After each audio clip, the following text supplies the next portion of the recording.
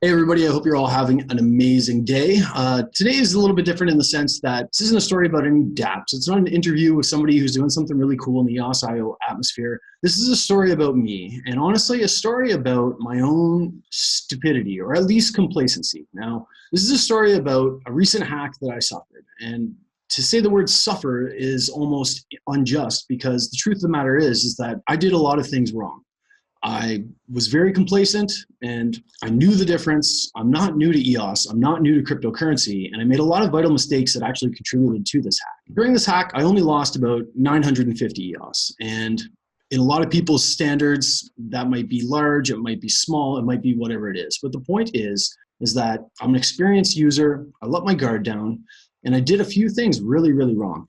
I really considered whether or not this was a story that I actually wanted to tell, because to be honest with you, it's extremely embarrassing. But some of the follow-up events put me in a position where I feel like I almost have to tell this story. And I'm going to break down why that is. I'm going to break down where I went wrong. I'm going to break down why I went wrong.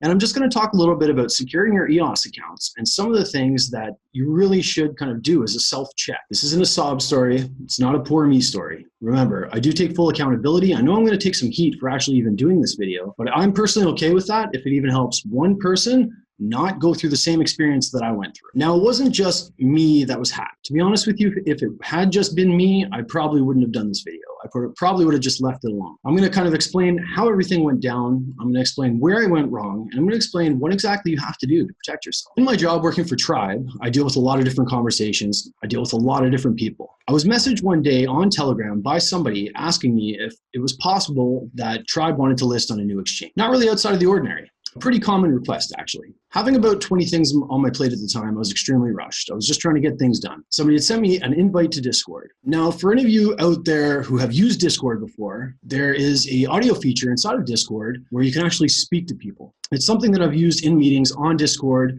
It's something that I'm quite familiar with, and I didn't really think anything was out of the place when they asked me to join the group on Discord. I clicked on the invite, and I was prompted into a Discord group. As soon as I reached into that Discord group, something popped up on my screen. It said audio upgrade. I had been through this process before. It seemed legitimate. I clicked OK, and the file started to install. I couldn't find traces of anybody inside of this particular group that I knew. I didn't see anything about an exchange. I didn't think anything was out of the ordinary. That person on Discord actually asked me if I had gone into the group. I'd responded that I would check it out at a later date. I had a bunch of things going on. I quickly forgot about it. I moved on. My day continued and everything went as normal. Now I'm going to talk to you guys about a few things that are really embarrassing things that I did that were honestly really stupid given the fact that I should know better. Number one, I disabled my antivirus. I'm not proud of it. My computer was acting slow. I thought if I disabled my antivirus, it would move a little bit quicker. Number two, I had a substandard antivirus installed on there. I hadn't updated my antivirus definitions recently, and I was relatively unprotected. I actually stored my private keys on my computer. This is a huge no-no. And now after going through this, I really understand the gravity of why.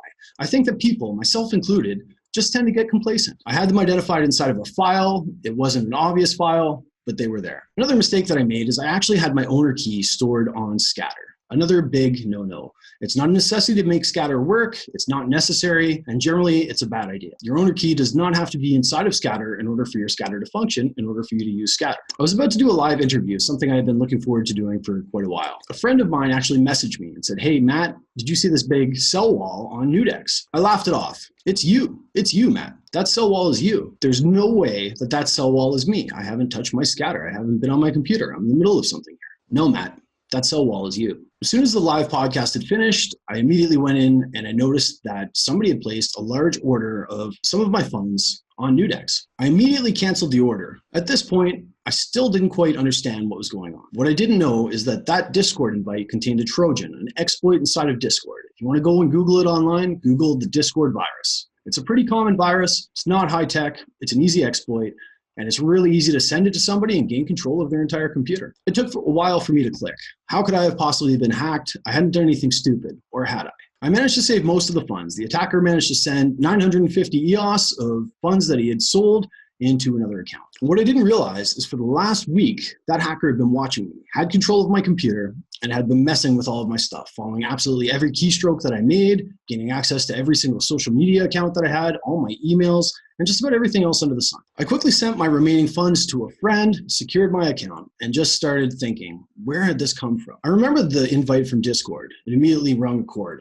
Something had been wrong. Something was up. I quickly went into Google and I just typed Discord virus. There it was, right in front of my face. An easy exploit that just about anybody can use inside of Discord, where it launches a Trojan, what's known as a Trojan, which is essentially a virus that allows somebody else to access your computer, monitor it, and use your computer as though you were using it yourself. The removal for that virus was easy too. It was contained right underneath Google. I just had to open some active processes, shut some things down, delete a folder, and it was gone. But by that time, it was too late. My hacker had already stolen funds. He already had control of my computer. He had control of all of my various emails and social media accounts. He had taken pictures. He had taken personal information and had stored them on his computer. The interesting thing was that I actually spoke to my hacker for about a course of a week. I went into my emails, and when I finally realized that he had accessed my emails and that the IPs were plainly visible, I did a little search. It came up somewhere in Russia. Now, if this person had been using a masking or some other form of software, it would be likely that those IPs would not have been resolved. So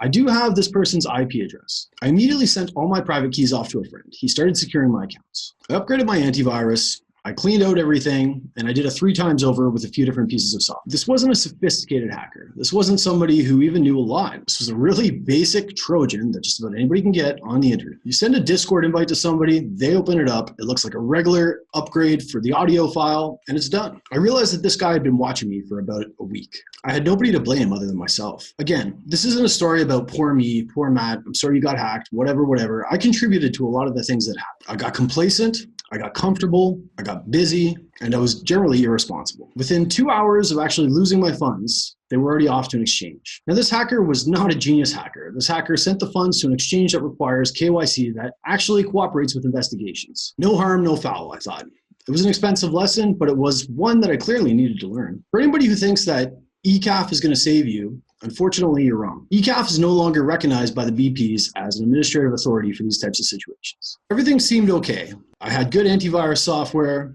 I was changing all of the authorizations on my accounts, and I learned a lot of really good lessons. That was until yesterday. Yesterday, while I was browsing through some of the channels, as I like to, I saw somebody drop an exe file into the Telos community chat. I immediately reached out. It was the exact same person who had attempted to send me an exe file to regain access to my computer after I deleted the initial Trojan. Embarrassed and sheepish, I immediately sent a message into the group, do not download that file. This person is a hacker. I only know because I was hacked myself. I took the person's information and I transmitted it to various groups around the EOS Telegram community. People in Telos immediately deleted the file, banned the hacker, and kicked him out of the room. I'm doing this video not as a video to let you know that I'm an idiot, which maybe I am. More so to give a warning to the community. There are malicious people out there.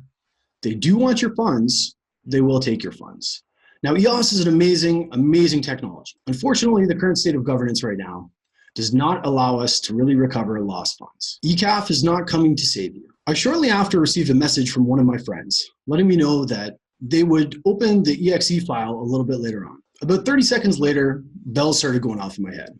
Something was up. I messaged him, what exe file? The wallet that you had sent me earlier. Are you sure it was me? I replied, yeah, it was you. Are you sure it was me? Silence. My friend then came back to me and said, no, it had been another account. They just used my exact name, my exact profile, and added a 0 onto the end of my Telegram handle. I immediately told him what was happening. My friend had over 25K worth of EOS inside of his account, never mind all of his various tokens, plus a ton of tokens on various other chains. I messaged another mutual friend of mine, and he began immediately sending him his stuff. The hacker had already transferred approximately $4,000 worth of coins into another EOS account. Luckily, his EOS was staked. Shortly after, we noticed that the hacker had changed the permissions on his account. He had fallen for the same thing that I had. In a different way, but the same thing. My friend has, of course, launched an investigation with the cybercrime unit in the United States. This person was dumb enough to send it to a KYC exchange, and then dumb enough to brag to me about it after. The FBI has some of the best hackers in the world. The chances of this guy being caught are very good. Will he recover his funds? We don't know. We do know that there's a very good chance that this guy is going down. And thank God. Again, not a poor me story. 2 guys knew better and fell for it anyway. So why am I telling you guys this? Why am I sitting here pouring my guts out to you? Looking, well, honestly, relatively stupid. Because I think it's important. Same hacker had uploaded something into the Telos chat. Same hacker is going to do the same thing to other people. He'll be reaching out. He'll be sending other people exe files. He'll be sending you Discord invites. He'll be lurking around, doing whatever he can until we can finally catch him. And we will catch him. Unfortunately, it won't come without a loss of funds. I guess what I'm trying to say is that learn from my mistakes. EOSIO is fantastic technology. It's great, and it has the ability to actually create recoverable accounts. Unfortunately, at this point in time, we're just not there yet. I've been honored to work inside of the EOSIO community for quite some time now, and it was just something that I felt like I had to share and I had to talk about. You will get invites. You will get exe files. Sometimes it might even look like your friends. I'm going to kind of review some of the key lessons here, some of the things that I learned, and some of the things that a lot of you guys already know, but perhaps people who are just getting into the EOSIO community don't. And if at our expense, somebody can take a lesson from all this, then we've done our jobs. Rule number 1, do not download exe files from anybody. Mine might have come from Discord. However, his came from somebody who was posing to be me. Again, in our busy lifestyles, we don't always check. Never download any exe files of any form. It doesn't matter who it comes from. I would suggest that you install Kaspersky or another recognized virus scan. Go online, do some research, choose something with some really high ratings. I was given something called Cylance from one of our developers, cylance.com, which uses computer AI to be able to recognize file changes and executable files that are extremely dangerous. But I don't recommend that you use this alone. I recommend that you use this in conjunction with another well-respected, high-end antivirus file. Be wary of Discord invites. Discord is a great application. It comes with a lot of merit. However, if you're receiving a Discord invite from somebody else and a box pops up asking you to upgrade your audio or asking you to do anything, alarm bells should be going off inside of your head. Careful when you're online. Be careful who you share info with. And I mean, even the smallest things can be fuel for somebody to be able to access your computer or access your funds. Have different active and owner keys. Make sure that you don't use the same 2 keys for any account. There is no need for you to have your owner key inside of Scatter. Always generate your keys offline. If you don't know how to do so, I suggest that you read a tutorial. I'm going to make sure that I put one below. Never store your keys on your computer. It's a huge mistake, and it's a mistake that caused me to suffer, and it's a mistake that caused my friend to suffer as well. Generate them offline, write them down on a piece of paper, and tuck that away in a vault or somewhere where nobody will ever access it. One thing that I plan on doing in the near future is actually purchasing a ledger. Make sure that you always purchase your ledgers directly from the manufacturer. If you're getting it from another source, there is a possibility that somebody has put something on that ledger that will be able to take your keys. Don't cheap out, buy it from the source, buy it new, buy it legitimate. Make sure that you read every single transaction that comes up in Scatter. If you don't understand the transaction, do not click the OK button. The beautiful thing about a ledger is that you actually have to push a button on the ledger itself in order to be able to process the transaction. Do not use the version of Scatter that goes inside of your web browser. That is not currently being updated, it's not supported, and it doesn't have really, really important security fixes. If you are using that, stop using that right away. Make sure you download the latest version of Scatter. Make sure you turn on your notifications from EOS Authority. Now, because the person had 1 week to actually follow me around, he actually had the foresight to go and turn off my notifications. So I wasn't aware when the account hack initially started happening. That being said, I do suggest that you sign up for it, and it's available in both Telegram as well as email. We've been hearing a lot more about hacks, and I guess at the end of the day, what I'm trying to tell you right now is that be smarter than me. Don't get complacent. You are not untouchable. One small file, one misstep, people will take your stuff. And it's not to say that EOS is a bad technology. I'm not here to FUD EOS. I'm just saying that it's exceptionally easy, quite possibly a lot easier than you might ever believe, to be able to access your funds. So be smart. Don't get complacent. Do not download files from anybody at all, even if you trust them. Make sure that you have a really, really good, up-to-date antivirus software. Never store your keys on your computer. Be wary. It's a new emerging technology. It's not perfected. ECAF is not coming to save you. And until we find an interim solution to be able to stop stolen accounts, you are at risk. You're less at risk than you are probably with a lot of other cryptos out there, but you are at risk. We've seen a lot more hacks in the last little while. They're not hard to do. It's not hard to get your hands on the appropriate software to actually do these hacks. So protect yourself. Be a little paranoid. It's okay to be paranoid. Protect your assets, know the people that you're dealing with, install a really strong antivirus, and scan absolutely anything. Never store your keys on your computer. So again, I know I'm gonna get made fun of for this. I know that I should have known better. You can roast me, you can grill me, you can grind me, but if this saves one person in all of the community from getting their account hacked, then it was worth it. That's all I have for you guys today. I hope you're all smarter than I am out there. Go give yourselves a little security check, and we'll see you sometime soon. Bye for now.